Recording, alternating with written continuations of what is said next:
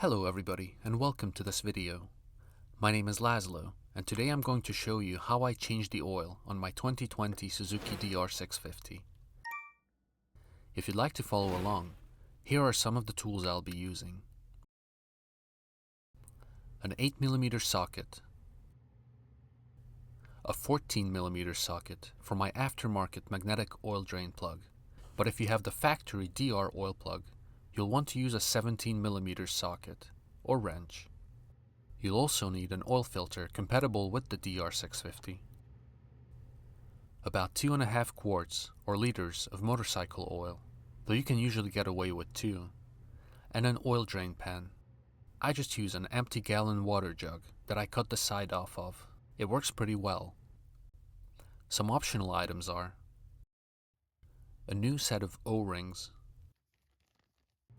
paper towels, some WD-40, a moist cleaning towel, a plastic sheet, and lastly, assuming you have a skid plate, whatever tool you need to remove it. For me, it's a 13mm socket. Alright, let's get started. First things first, I need to warm up the oil inside the engine prior to draining it. The heat makes the motor oil less viscous, which helps it to drain out better. Running the engine also stirs up any sediment or particles that are then carried out by the draining oil. I'll take my bike outside, start the engine, and let it run for about 5 minutes.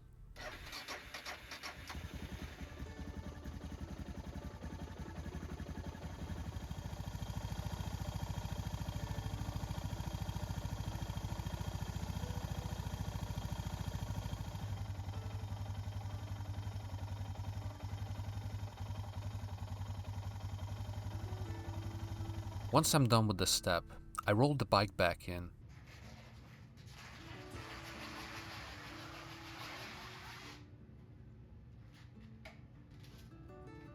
And I'll lay down a plastic sheet under the engine to protect my floor. I highly recommend doing this if you care about your floor at all. If you're like me, you like to ride off-road a lot, so I have a skid plate protecting the bottom of my engine and the frame. And even though my skid plate comes with an oil drain hole, I still prefer to remove it, as it makes for an overall easier and cleaner job. I use a 13mm socket to remove the 4 bolts securing the skid plate to the frame.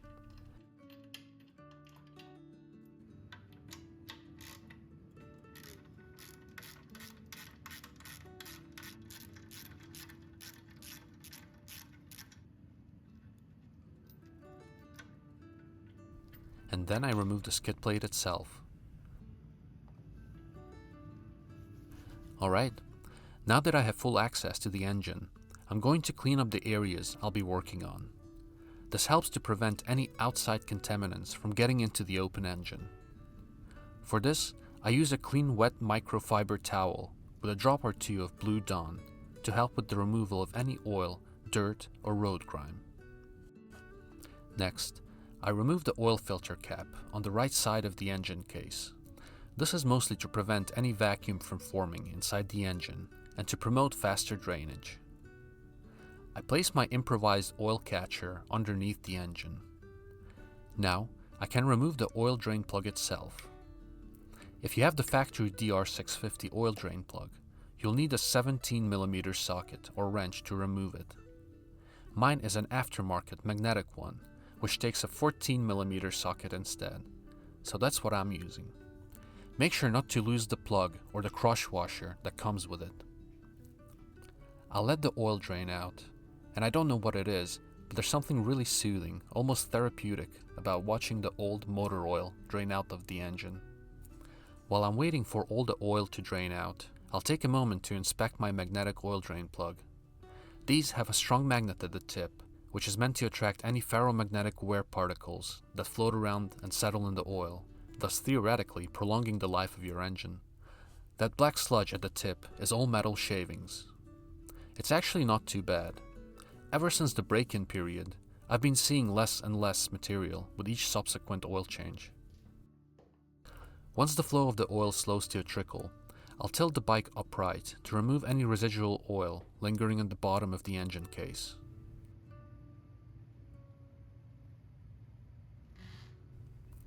Once the flow stops altogether, I turn my attention to the oil filter cover. This sits on the right side of the engine case as well, and it is held on by 3 bolts. I'll use an 8mm socket to loosen these, and then I remove them one by one, starting with the 2 top ones. You'll see in a moment why.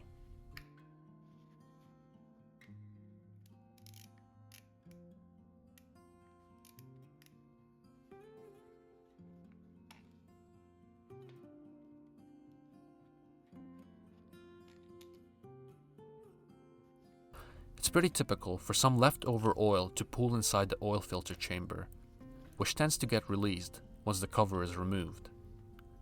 In the process, make sure not to lose track or discard the spring that sits between the cover and the oil filter. I'll remove the worst of the mess with a paper towel, and then I proceed to removing the filter itself. I have a secondary aftermarket magnetic filter ring that I use that sticks right onto the filter, which I remove now. The stock DR won't come with this from the factory though. But the important thing to remember is to hold on to the little rubber O-ring that sits between the engine and the filter. I make sure to hold on to this one as well. Alright, at this point we are done removing things from the bike, so I'll take the time to wipe off all the excess oil in the filter chamber.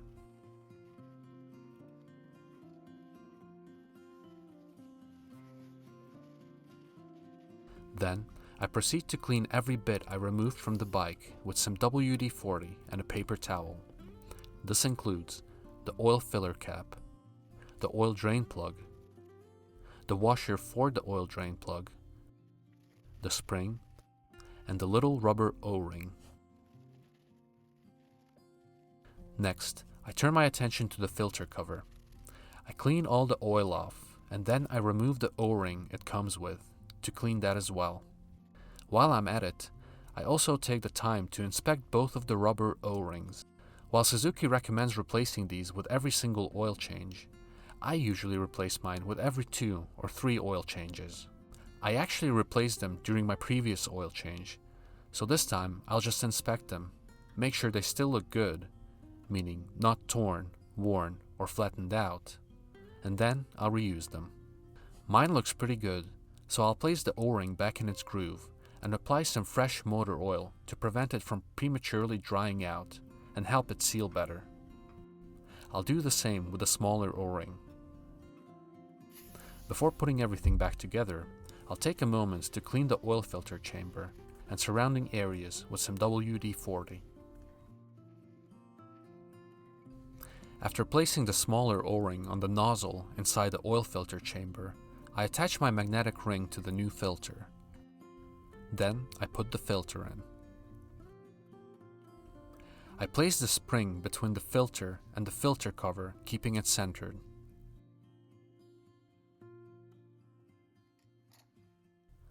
While holding the filter cover with one hand and applying pressure to keep the spring from moving, I start putting back the bolts.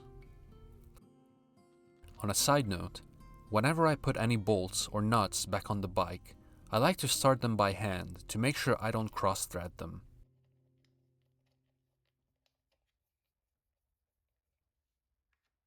I torque all 3 bolts down with the 8mm wrench.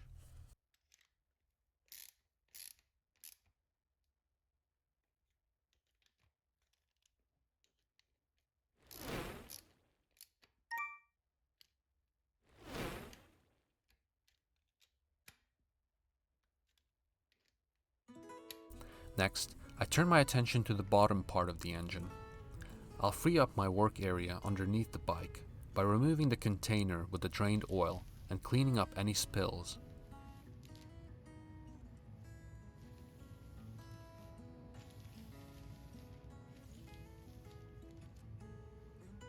I wipe down any residual motor oil from the bottom of the engine with a paper towel.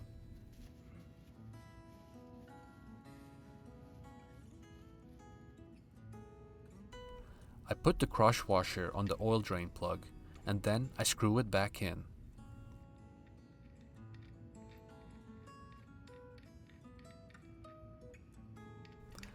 Lastly, I torque everything down. You want to be careful not to over-torque the oil drain plug because you run the chance of stripping the threads. It's definitely not something you want to do. Next, it's time to add the new oil. The Suzuki manual recommends using a 10 WD-40 motorcycle oil.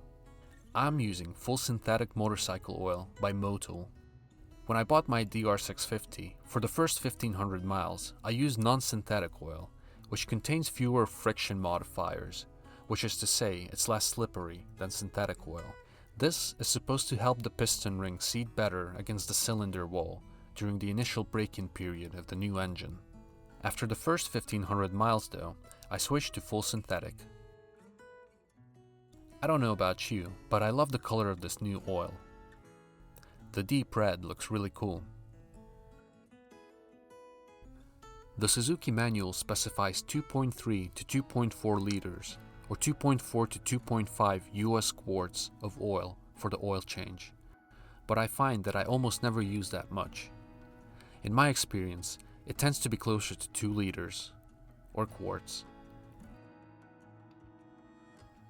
Once I emptied the 2 bottles, I wipe any oil off the threads, and then I screw in the oil refill plug, finger tight. Since we're done with all the messy bits of the process, I clean all the areas of the bike I worked on today, as well as the areas that are normally covered by the skid plate. I use a paper towel and some WD-40 for this.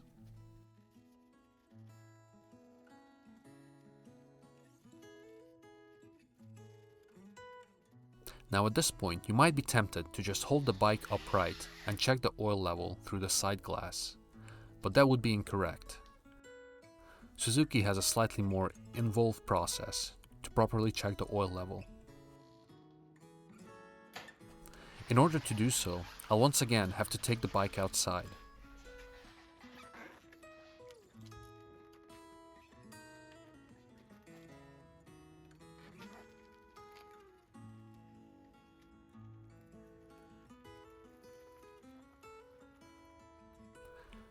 I find a relatively level area and I start the bike.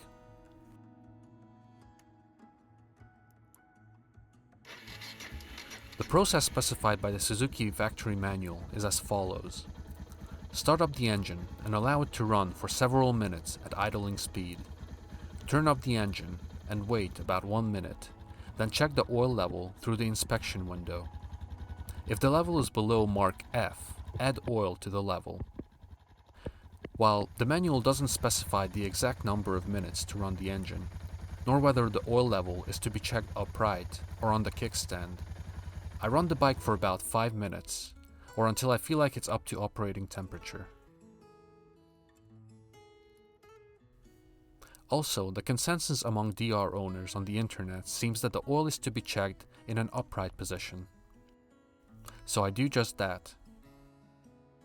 I know when it's upright when I'm able to hold the bike standing with one finger. And then I look through the side glass. Ideally, you want the oil level to be between the L and F markers.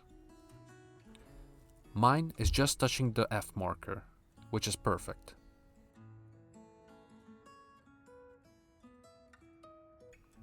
If it was any lower, at this point, I would unscrew the oil filler cap and just add a breath more, and check again, repeating the previous few steps. At this point, I can take the bike back in and finish up the process.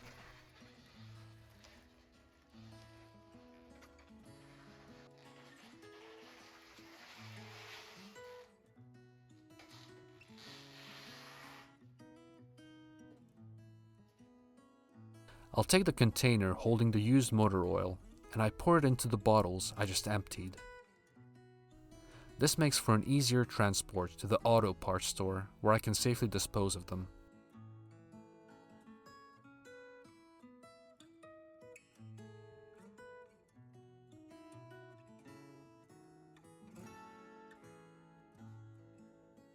I'll make sure to label the bottles to avoid any confusion.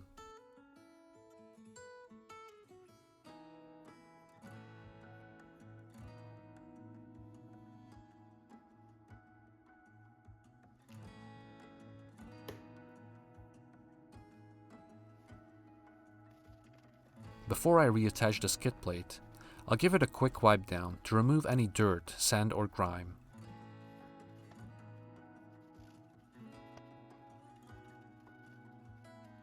The hardware securing the skid plate to the bike seems to be in good shape with clean threads, so I'll leave them alone.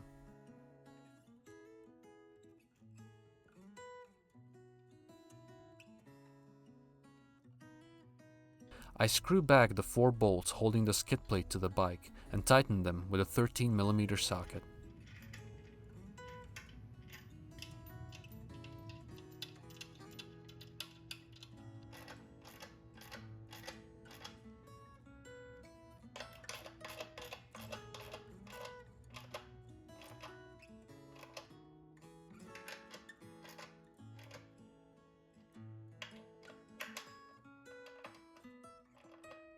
And with that, I conclude the process of changing the oil on the Suzuki DR650. I appreciate you following along with me. If you found this video useful or learned something, please consider liking and subscribing for more videos like this one. And I'll see you in the next one.